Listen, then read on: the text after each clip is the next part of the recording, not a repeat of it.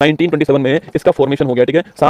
सात लोग थे इसमें, सबके सब विदेशी थे और 1928 के अंदर ये भारत आ गया ना, 1928 में ये भारत आ गया था। इसका विरोध भारत में होता है, साइमन गोबेक के नारे भारत के अंदर लगाए गए, ठीक है। इसी वर्ष में आपके नेहरू रिपोर्ट जो है यह भी भारत में पेश होती है, ये भी आपको ध्यान रखना है। मोतीलाल नेहरू जो है ये रिपोर्ट बनाते हैं, 1928 आपको नोट करना है। अगला क्वेश्चन आपके सामने 1929 पूछूं आपसे, तो लाहौर अधिवेशन जो है, लाहौर अधिवेशन ये कब होता है आपके, ये आपके 1929 के अंदर होता है, लिखना आपके। और जवाहरलाल नेहरू इसके अध्यक्ष होते हैं और भारत में पहली बार पूर्ण स्वराज जो है इसकी मांग यहां पर होती है। और 26 जनवरी 1930 को हमने पूर्ण स्वराज दिवस जो है घोषित कर दिया ना, 1930 में पूर्ण स्वराज दिवस जो है यह घोषित कर दिया गया, आपको ध्यान रखना 26 जनवरी 1930 को। आगे देखिएगा 1930 की बात करूं आपसे, तो इस समय कौन सा, इस समय आपके जो भारत में जो आपके सविनय अवज्ञा जो आंदोलन है ये भारत में स्टार्ट हो गया। और इसी के तहत भारत में याद कीजिए दोस्तों आपके 12 मार्च 1930 से 12 मार्च 1930 आपके साबरमती जो आश्रम है यहां से एक आंदोलन स्टार्ट हुआ आपके, जो कि 6 अप्रैल 1930 डांडी पहुंचकर, कहां पर, डांडी पहुंचकर समाप्त होता है। नमक कर के विरोध में होता है, इसको डांडी मार्च कहते हैं। ये किसका हिस्सा था आपके, सविनय अवज्ञा आंदोलन का हिस्सा, आपको ध्यान रखना 1930 के अंदर जो है नोट कीजिएगा सविनय अवज्ञा आंदोलन। और जो हमारा फर्स्ट राउंड टेबल कॉन्फ्रेंस जो है यह भी आपके इसी में आपके लास्ट के महीने के अंदर स्टार्ट हो गई, आपको ध्यान रखना, जिसमें कांग्रेस ने आपके भाग नहीं लिया था, याद रखना, ठीक है। तो सविनय अवज्ञा आंदोलन 1930 नोट कीजिएगा, दांडी यात्रा 1930 ध्यान आपके, और फर्स्ट राउंड टेबल कॉन्फ्रेंस भी आपको ध्यान रखनी है ना। इसके बाद 5 मार्च 1931 पूछूं आपसे, नोट कीजिएगा